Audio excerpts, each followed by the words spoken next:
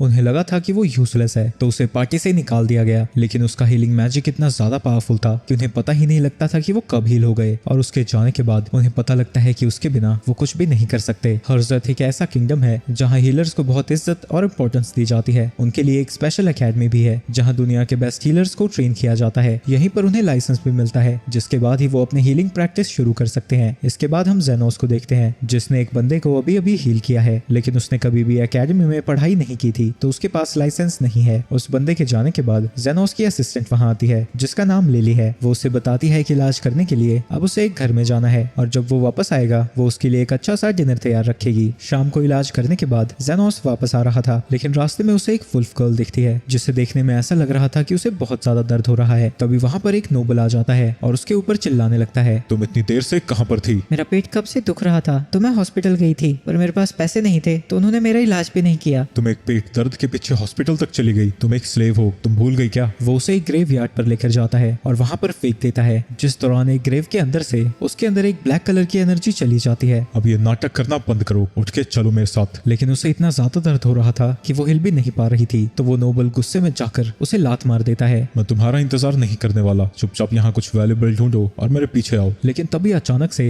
वो उसके ऊपर अटैक कर देती है जिससे वो घायल हो जाता है। वो उससे दूर जाने की कोशिश करने लगता है, जिस दौरान उसके सामने जेनोस आता है और वो उससे मदद मांगने लगता है। मेरे स्लेव ने मुझ पर हमला कर दिया है तो मुझे हॉस्पिटल जाना होगा। अगर तुम उसे यहीं पर रोकते हो तो मैं तुम्हें पैसे दूंगा। वो उसके ऊपर पत्थर फेंकने लगती है, लेकिन जेनोस बड़ी आसानी से सबको डॉच कर लेता है। वो जेनोस से कहता है कि वो उसे मार दे, लेकिन वो मना कर देता है क्योंकि उसका काम लोगों की जिंदगी बचाना है। तुमने ये घटिया बकवास बंद नहीं की तो तुम्हारी भी जान जा सकती है। लेकिन तभी वो देखकर हैरान हो जाता है कि उसने अपने हाथों से ही एक बड़ा सा पत्थर तोड़ दिया था। वहीं जेनोस उस लड़की की स्पीड को देखकर इम्प्रेस्ड था, लेकिन वो अपने मैजिक का यूज करके वो उसे उड़ता हुआ दूर भेज देता है और वो जाकर एक घर से टकरा जाती है। जेनोस उसे शांत रहने को कहता है, पर पास जाने पर उसे पता लगता है कि एक घोस्ट ने उसे पोजेस कर रखा था, तो वो अपने मैजिक का यूज करके उसे बाहर निकाल देता है। इसके बाद फॉब्स उससे कहता है कि वो उसे भी हील कर दे, मेरा ड्यूटी का टाइम खत्म हो चुका है। तुम पागल हो क्या? अगर तुम चले गए तो मैं मारा जाऊंगा। चलो ठीक है, लेकिन इसके तुम्हें एक्स्ट्रा पैसे देने होंगे। ऐसी सिचुएशन में उसे पैसों से कोई मतलब नहीं था और वो एक कॉइन से भरी पोटली उसकी तरफ फेंक देता है। सिर्फ इतने पैसे ये मेरे लिए काफी नहीं है। तुम ये क्या कह रहे हो? हीलर्स तो इतने ही चार्ज करते हैं। पर मैं एक नॉर्मल हीलर नहीं हूँ, मेरे पास कोई लाइसेंस नहीं है। अगर तुम चाहते हो कि मैं तुम्हें हील करूँ तो तुम्हें मुझे उस लड़की को देना होगा। जिसके बाद वो अपने हीलिंग मैजिक से उसे बचा लेता है। दूसरी तरफ उसके घर में वहाँ की घोस्ट कमीला आ जाती है जो कि खाने के लिए बहुत एक्साइटेड थी। इसके बाद वहाँ एक सोफिया नाम की लड़की आती है जो कि जेनोस को ढूंढ रही थी। लिली बताती है कि वो बाहर है तो वो उसका इंतजार करने के लिए बैठ जाती है। इसके बाद वहाँ पर एक और लड़की आती है जिसका नाम लिंगा था। सोफिया उससे कहती है कि वो यहाँ से चली जाए क्योंकि आज के लिए वो जेनोस की पेशेंट है, लेकिन इसके बाद भी लिंगा वहीं पर बैठ जाती है और उसके तुरंत बाद वहाँ पर एक और आती है जिसका नाम लोव है। लिली उससे कहती है कि वो बाकियों के साथ बैठ सकती है, लेकिन दरवाजे को ठीक करने के बाद। क्या तुम लोग डिनर के लिए यहाँ पर रुकने वाली हो? लोव कहती है कि वो तो डिनर के लिए यहाँ पर आई है और बाकी लड़कियां भी डिनर के लिए रुकने को मान जाती हैं। इसके बाद लिली कुछ और काम करने के लिए वहाँ से चली जाती है, लेकिन उसके जाते ही लो और लिंगा उसके खाने को टेस्ट करने लगते हैं जो उन्हें इतना ज्यादा पसंद आता है कि वो खुद को उसे खाने से रोक ही नहीं पाते। अगर तुम ऐसे ही खाते रहे तो लिली भड़क जाएगी। लेकिन जब उसे खाने की खुशबू आती है वो भी उसे खाने से खुद को नहीं रोक पाती और थोड़ी देर में ही उन्होंने सारा खाना खत्म कर दिया था और वो एक दूसरे को ब्लेम करने लगते हैं। इस झगड़े के दौरान लिली वहाँ पर वापस आ जाती है और उनसे पूछती है कि यहाँ पर क्या हुआ, तो सोफिया बताती है कि उन्हें खाना इतना ज्यादा अच्छा लगा कि वो खुद को उसे खाने से रोक ही नहीं पाए, जिसके थोड़ी बाद ही उनमें बहस छिड़ जाती है इस बात पे कि उनमें से जेनोस किसको ज्यादा पसंद करता है। लेकिन तभी लिली उन्हें शांत रहने को कहती है क्योंकि लड़ाई झगड़ा जेनोस को नहीं पसंद है। वो तीनों उससे माफी मांगती है और कहती है कि वो तीनों साथ में मिलकर डिनर बनाएंगे, लेकिन लिली उन्हें बताती है कि सारे इंग्रेडिएंट्स खत्म हो गए हैं। तभी वहाँ पर कार्मेला आ जाती है जो कि गुस्से में थी क्योंकि वो लिली का बनाया खाना खाना चाहती थी। डर के मारे वो तीनों लड़कियां उससे माफी मांगने लगती हैं, जिसके बाद वो इंग्रेडिएंट्स लेने के लिए वहाँ से चली जाती हैं। दूसरी तरफ जब उस लड़की को होश आता है वो उससे पूछती है कि वो है कौन, मैंने तुम्हें अभी अभी खरीदा है, चलो कपड़े उतारो, मुझे तुम्हारी कंडीशन देखनी है। उसके कपड़े उतारने पर जेनोस देखता है कि उसे किस वजह से दर्द हो रहा था और वो तुरंत ही उसे हील कर देता है और वो उसकी हीलिंग पावर्स को देखकर हैरान थी। वो उसका शुक्रिया अदा करती है और अपना नाम टेल बताती है। ये सब फ्री नहीं था, तुम्हें इस हीलिंग के लिए मेरे लिए काम करना होगा और वो उसे अपने लिए हर्ब्स ढूंढने के काम पर लगा देता है। चलो तुमने अपना काम कर दिया, अब मेरा तुम्हारे पर कोई एहसान नहीं है। ये सुन के तिल हैरान हो जाती है क्योंकि उसने तो कुछ पत्ते ही ढूंढे थे, इन पत्तों की कीमत उतनी ही है जितनी कीमत जो मैंने तुम्हारे लिए किया उसकी है। जिसके बाद वो कॉन्ट्रैक्ट को फाड़ देता है, लेकिन उसे कुछ नहीं पता था कि वो अपनी जिंदगी के साथ क्या करेगी और वो उससे प्रॉमिस करती है कि एक बार उसे अपना पर्पस मिल गया तो वो उसे जरूर बताएगी। अगर तुम्हें कभी भी चोट लगती है तो मेरे पास आ सकती सकती हो, पर याद रखना मेरी हीलिंग फ्री नहीं है। इसके बाद जेनोस घर पहुंचता है और लिली उसे बताती है कि डिनर अभी रेडी नहीं है और उसके तुरंत बाद ही वो तीनों लड़कियां इंग्रेडिएंट्स लेकर पहुंच जाती हैं। वहीं कार्मेला को पता लग जाता है कि वो एक और लड़की से मिला था, तो मुझे परेशान करना बंद करोगी। वहीं लिली को सारे इंग्रेडिएंट्स पसंद आते हैं, पर उससे पहले वो सबके लिए चाय बनाने जाती है। आगे हमें पता चलता है कि जेनोस एक एडवेंचरिंग पार्टी का हिस्सा था और उनका लीडर उसे एक गोल्ड कॉइन देता है। तुमने जिंदगी में इतने पैसे कभी नहीं देखे होंगे, तो इसे मेरी दरिया दिली समझो, क्योंकि तुम पार्टी में कुछ तो करते नहीं हो, तो आज से मैं तुम्हें निकाल रहा हूँ। जिसके बाद वो सभी लोग उसके ऊपर हंसने लगते हैं, पर जेनोस उसे याद दिलाता है कि उसी ने उसे पार्टी में ज्वाइन करने के लिए इनवाइट किया था। जो चीज यूजफुल नहीं बचती उसे फेंकने से क्या डरना, अगर तुम मर भी जाते हो तो मुझे उससे कोई फर्क नहीं पड़ता। अब हम नोबल्स और रॉयल्टी के सामने परफॉर्म करने वाले हैं, हम तुम्हें वहाँ पर नहीं लेके जा सकते और तुम ये किसी को भी नहीं बताओगे कि तुम गोल्डन फीनिक्स का हिस्सा थे। वहीं जेनोस बिना उनसे कुछ कहे वहां से चला जाता है। इसके बाद हम एक आदमी को देखते हैं जो कि लिली को किडनैप करने की कोशिश कर रहा था, तो वो उसे लात मार कर वहां से भागने लगती है, लेकिन वो बंदा एक तीर उसके पैर में मार देता है, जिसकी वजह से वो नीचे गिर जाती है। इसके बाद वो उसे पकड़ने की कोशिश करने लगता है, लेकिन वो उसके हाथ में काट लेती है, जिसकी वजह से गुस्से में वो उसे चाकू मार देता है। इन सब चीजों के दौरान वहां पर जेनोस आता है और उनसे पूछता है कि यहाँ पर चल क्या रहा है, पर वो कहते हैं कि इससे उसका कोई लेना देना नहीं है, क्योंकि वो लिली को ओन करते हैं। तो जेनोस एक गोल्ड कॉइन देकर लिली को खरीद लेता है। वहीं लिली को लग रहा था कि वो मरने वाली है, लेकिन जेनोस इंस्टेंटली उसे हील कर देता है, जो देखकर वो हैरान थी। ये देखकर उसे लगता है कि वो जरूर कोई फेमस हीलर होगा। Famous healer? मेरे पास तो लाइसेंस भी नहीं है। वहीं लिली को बुरा लग रहा था क्योंकि उसने उसे बचाने के लिए अपने पैसे खर्च कर दिए। तुम उसकी फिक्र मत करो, तुम्हारा घर कहाँ है? पर लिली उससे बताती है कि उसका कोई घर नहीं है, तो वो उसके लिए नए कपड़े खरीद कर उसे खाना खिलाता है। लिली उससे पूछती है कि वो खुद क्यों नहीं कुछ खा रहा, मुझे भूख नहीं है, लेकिन सच्चाई ये थी कि उसके पास इससे ज्यादा पैसे है ही नहीं। तभी वहाँ पर एक बंदा आता है जो कि घायल था। जेनोस उसके पास जाकर उसके जख्म को हील कर देता है, जिसके बदले वो उसे 4 गोल्ड कॉइन्स देता है। ये देखकर जेनोस को आइडिया आता है कि उसे एक अपना क्लिनिक खोल लेना चाहिए और लिली इसमें उसकी मदद करना चाहती थी, लेकिन बिना लाइसेंस की क्लिनिक खोलना इलीगल है और वो इसमें उसे शामिल नहीं करना चाहता। पर आपने मुझे बचाया था और आप अगर मना भी करोगे तब भी मैं हमेशा आपके साथ रहूंगी।